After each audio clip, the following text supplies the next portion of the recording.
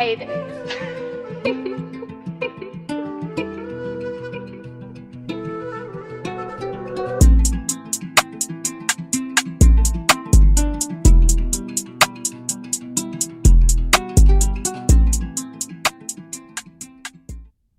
Welcome to the Gunning Truth, and the Tuesday night show is back. Arsenal Football Club is back this season, and hopefully at the end of the season there isn't the same amount of pain that we had to go through last season. Our academy teams have started well. Our women's players are doing fantastically well at the Female World Cup. We're now heading towards the second semi-final tomorrow, and Arsenal representation unfortunately knocked out, but I will get into that. Arsenal also winning their first Premier League game after, let's say, a bit of a slow start after the first 20 minutes, being fantastic after that until halftime. The yearly serious injury, and Arsenal conceding a goal once again on the counter-attack, as well as disappointing to say the least, the end of the game. However, obviously after Arsenal did go 2-1, or still leading 2-1, I thought our defending was actually very good. We looked good. I like the way that we won the ball in the first half, and I think there's lots of positives. Again, lots of overreacting. It's the first game of the season. Loads of other teams also struggled. So, I'm very happy. And then obviously Arsenal also announcing another signing. David Raya is now a Arsenal player, and welcome to the Arsenal, David Raya. A £3 million loan fee with a option to buy. So it's not an obligation, but both clubs think that the deal will get done. So it's not an obligation to buy, but a option to buy. And I think obviously Arsenal will very likely take this deal. However, I still am a little bit confused as to how this is going to actually end up working out. Will David Raya only play in the League Cup, whenever that may be? I think the Champions League is before the third round of the League Cup. So will his first game be a Champions League game against Bayern Munich or Barcelona? Will his first game be a league game? Will Ramsdale make mistakes because there's now pressure?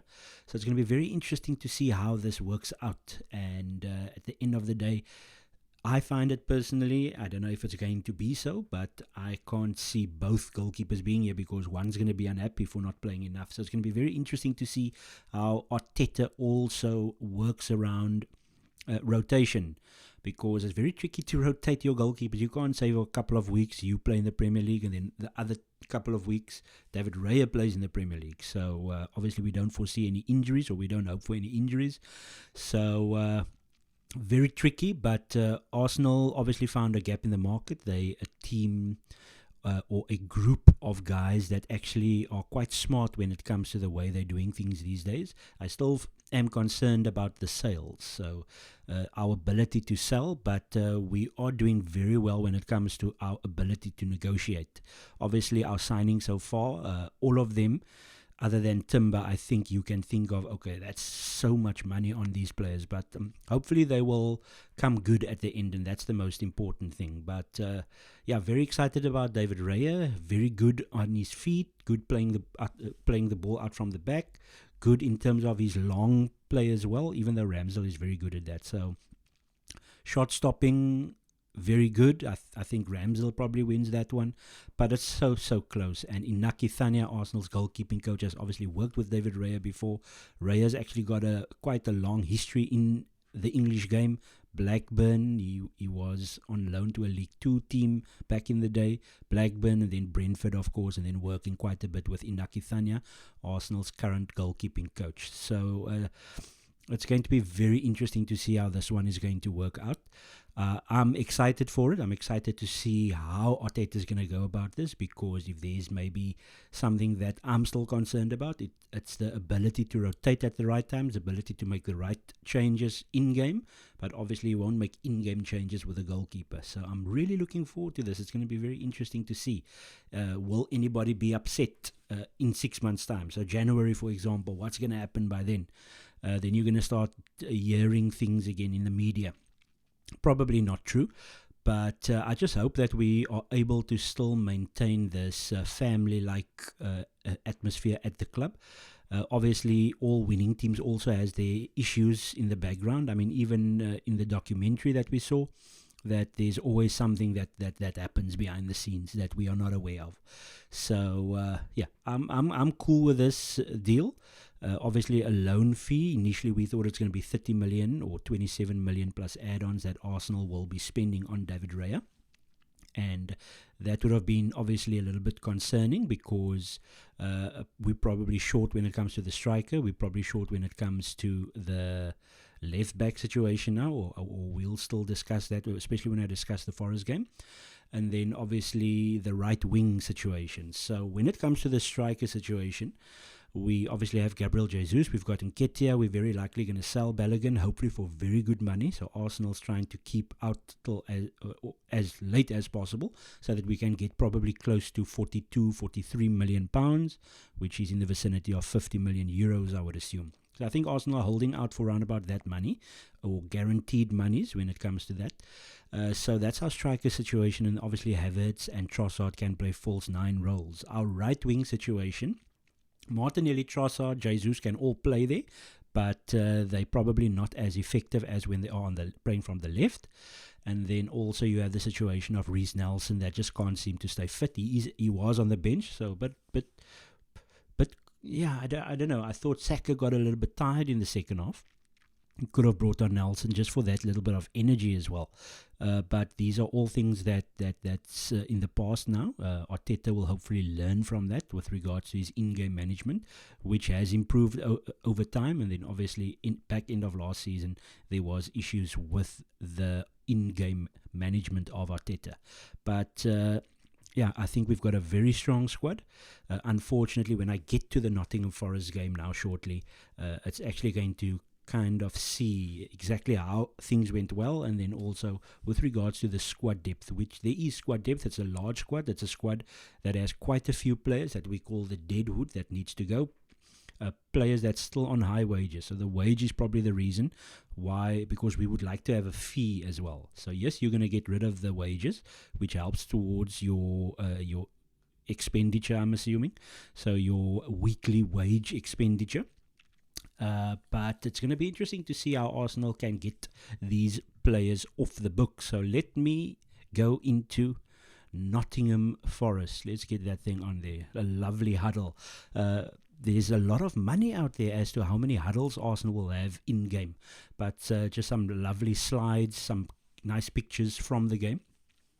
Yeah, my thoughts on the game, and obviously when you put yourself out there on social media, then you get people coming up to you, obviously people that I know, that has obviously comments to make on the game. I've had one or two people saying that Arsenal, I didn't hear anyone say Arsenal were lucky because Arsenal was so dominant. They couldn't be lucky because a key example is when it was 2-1, Arsenal just suddenly started to up the tempo and all that. Now the problem with that is it was 2-0. We defended a little bit poorly on their goal, and that's actually something that's been happening whole year, and maybe most of the last season at home. So these type of goals, it was quite a few times that we conceded these type of goals. However, Arsenal had a different type of control. We obviously had the situation where, and we did actually play this last season, in the back end where we had Thomas Partey that on the team graphics comes across as he's playing right back, but his average position was actually ahead of Declan Rice in midfield. So it was always a 3 and a 2. So you had Timber, and then obviously later Tomiyasu. You had Saliba in the middle, and then you had Ben White on the right. So Ben White at times was a little bit iffy due to this formation change or positional change. He was iffy when it came to his defensive duties. So obviously he's a right centre back, so it should have come be a norm for him, or come naturally is the word I'm looking for. But it was strange how he defended in terms of his decision making on their goal. Obviously it can't be helped that the player was quite quick, the Nottingham Forest, on the counter-attack. He just had natural speed, and obviously knowing when to go, when to track that runner that's coming.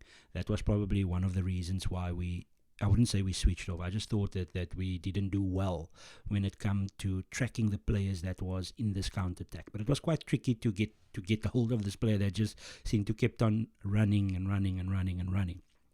But yeah, so obviously if you're leading 2-0, you're comfortable, you're bossing the game, you're winning the ball back more often than not.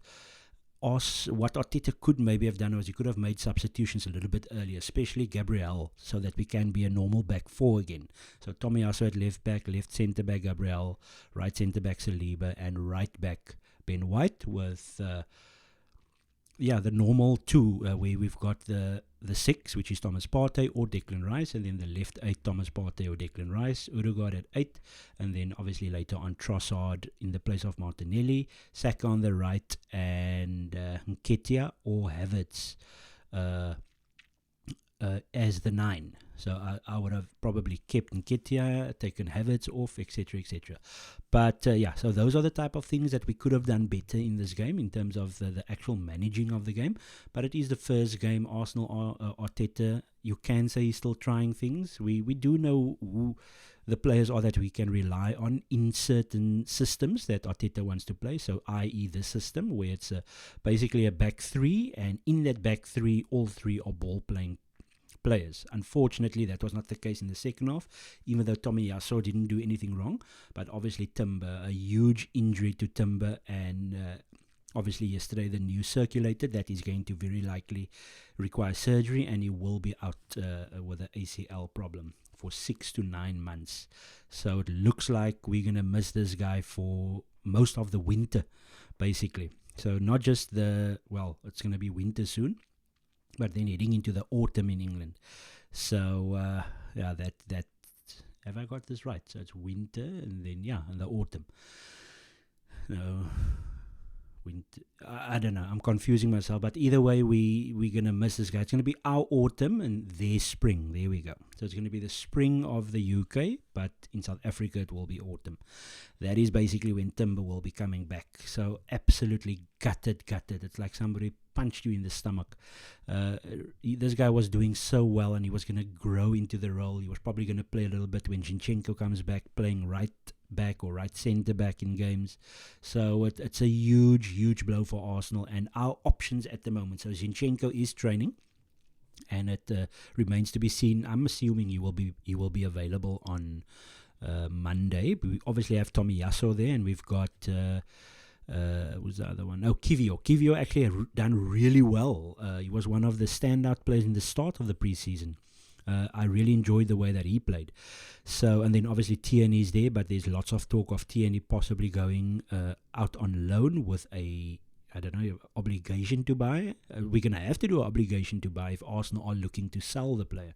He's just not in the realm of what Arteta wants from the left-sided player. So even though I feel that he can play the left side as a auxiliary left back, so just a normal left back that doesn't invert, and then we were going to hope to invert our right side, but now Timber's out as well. So even more so, it seems like he then won't play, and then Arsenal might need to bring in somebody. So we are a little bit short when it comes to a inverted left back, because Zinchenko also has injury problems. Tomiyasu also has injury problems, but I did like what I see from Kivio in pre-season playing the left centre-back role when Arsenal have a back 3. So there was an occasion, I think, where it was Kivio on the left, Gabriel in the middle, and Saliba on the right. There was an occasion like that. I think it was. But it's going to be interesting to see how Arteta tweaks things, especially with this news now, because I still feel we need a decent right winger that can play through the middle. I don't know. We've already got now 2 auxiliary 9s, if I can call it that. So, as in, I call it withdrawn 9s, not necessarily the false 9. In Havertz and Trossard, we've got Jesus there. We've got Nketiah. We're very likely going to sell Balogun. And then you do have Reece Nelson, who has been given a contract extension, and he actually did look bright last season as well. It's just that he's also got a bit of an injury issue as well. So how much more players are we actually going to... I know we're concerned about the injury to Timber, but we've got 3 different players that can play there. Zinchenko, Tomiyasu, Kivio can all play there in the system that Arteta wants to do. And I don't know if we're going to get, if we do get one more player in, I don't think it's going to be to replace Timber. That's one thing I know for certain. It will be a forward-thinking player. I can't see another midfielder coming in. Thomas Partey talks to Juventus has gone quiet. Even though after Arteta said that he's definitely not going, there was still talks from the same people that said that Declan Rice is definitely going to Man City. The same Italian journalist saying that Juventus are still in for Thomas Partey. I'm sure they are, but I can't see that happening. I don't think they're going to be able to afford what Arsenal wants. Arsenal definitely want 40 million plus for Thomas Partey. There's also talk now of Gabriel Magalhaes. Interest in Saudi Arabia. Obviously, that's going to happen. Basically, it just came from the fact that he didn't start due to tactical reasons, not injury reasons, and not because of him as a player, just the tactics on the day against Nottingham Forest. So it's going to be interesting to see how Arsenal go against Crystal Palace. My thoughts of that will be on my Friday podcast that I do, the Gunning Truth podcast on Spotify and iTunes. So I will have a deep dive into the Crystal Palace game, as well as looking at the academy when it comes to those type of things. So I'm happy with the win. I was very excited in the first half, especially the second half of the first half. Very excited with the way we played. We had more chances. Declan Rice scuffed his shot in the second half. Don't forget that. That would have been 3-0. And then after that, it was 2-1. And it was a squeaky bum time, as they say. But I thought Arsenal defended very well in that after they scored their goal. We defended very well, and we were in control, and we had other opportunities as well. So managing the game is going to be key. And also another thing that I did notice, we were tired in the game. So that's another thing that concerned me a little bit. We were very tired. So we had the ball. Nottingham Forest are supposed to be more tired because they are chasing us when we had about 80% of the ball. So that concerned me a little bit. But obviously the fitness will come. Arsenal are going to get it right, I feel. It's just a matter of now that second half of the season, we need to sort that out, because we were obviously brilliant last season. It's only game one, people. It's only game one. Right. Let's have a look at this part. Righto, so the Women's World Cup for our dearly chauvinistic people out there. The Women's World Cup has been taking place. It's been an absolutely exceptional World Cup, basically being played in rugby stadiums. As a big rugby fan, all the historic rugby grounds of New Zealand has been used. So Forsyth Bar in Dunedin, the Wellington Stadium. These are all places that my beloved Springboks have either had some great results or some really painful results. But our beloved Arsenal ladies players has been playing at these venues. So it's currently at the semi-final stage. The first semi-final took place today. Sweden sadly losing 2-1 to Spain. Now Spain, just a little bit of a backstory. They've got the dominant Barcelona Femení. So that's basically the women's Barcelona team that's ever so dominant. Two of the last three Champions League winners. And they obviously lost in the final last season to Lyon in a surprise result. So they've basically been dominating European football. And their team is littered with Barcelona Femení players. And they have beaten Sweden today. Sweden, as you can see in some of the yellow images. So that's Australia, Caitlin Ford over there. I think the next picture will be... Who's the next one going to be? That's Alicia Russo, who we signed from Manchester United. The next one will be Lotte Wubben-Moy, plays as a centre-back, mostly as a bench player for both Arsenal and England. But then, of course, we had three Swedish players. Ilstedt, who has got 5 goals in the... either 4 or 5 goals in the World Cup. So one of the top goal scorers. A Japanese player is currently top. I think 5 for the Japanese player, 4 for Ilstedt. And then Helena Hurtig, who actually scored a winning penalty against the United States. So unfortunately 3 of our ladies are out. So that's Lena Hurtig. She scored a penalty in the game against the United States, the reigning defending champions. We will have a new world champion because Spain, they've never been to a final, first ever final, so they could win the World Cup. Sweden has been to a final before, never won it. And then Australia playing England tomorrow. That's Caitlin Ford. She plays up front for Australia. The next picture will be Alicia Russo, Arsenal's new striker from Manchester United. And then Lotte Wubben-Moy will be on the bench for England. So Australia, England, it's normally a Ashes or a very big rugby game. But now it's a Women's Football World Cup semi-final, round about midday South African time tomorrow, 11 o'clock. I think that's 11 o'clock English time. Yes, it should be. So our women has done really well. We've got the goal scorers. I think all of these ladies, except Lotte Wubben-Moy, is on the bench for England, and Lina Hurtig. Everyone else has actually scored in these images that I'm sending. Hurtig a winning penalty in a penalty shootout. So our players have done really well. Some of our players are in pre-season. Arsenal's playing in the Champions League, the Women's Champions League next month. So the Women's Champions League qualifying is actually before the league starts. They had to obviously make the league a little bit later due to the fact that the World Cup is still going, but the World Cup does end this weekend. So our 3 Swedish players, they will still be involved on Saturday in the bronze medal game. Obviously, we've got Arsenal players in both Australia and England. So a Arsenal player will get definitely a bronze medal, because the bronze medal game will have Arsenal players on both sides. And then a Arsenal player is guaranteed at least a World Cup silver medal. So obviously there's no Arsenal players in the Spain team. There's Arsenal players in all 3 of Australia, England and Sweden.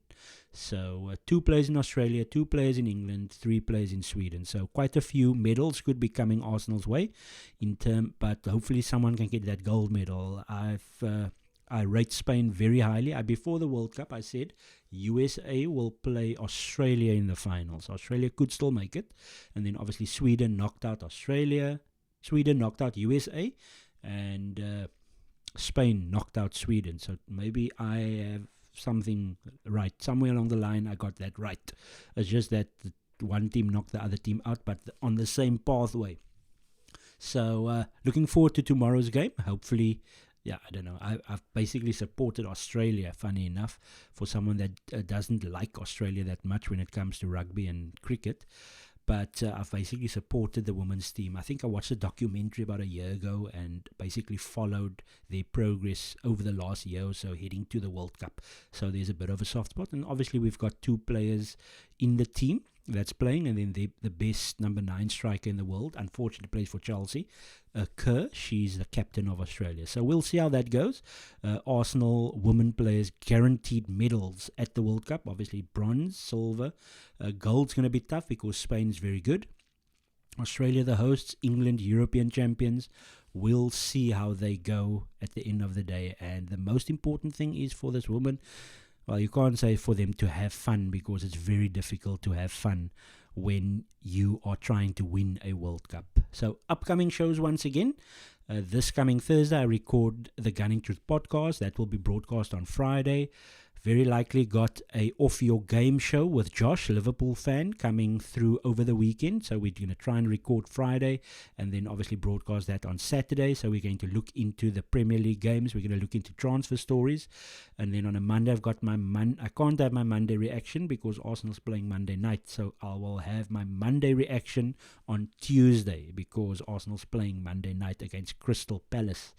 And then I'm going to definitely record every Tuesday the Gunning Truth show, this show. So please like, please subscribe, please comment, send me an email, thegunningtruth@gmail.com, and I'm going to hopefully have guests on this season. My guests are shy to come on, but hopefully it will be a great season for the Arsenal. Come on, you Gunners.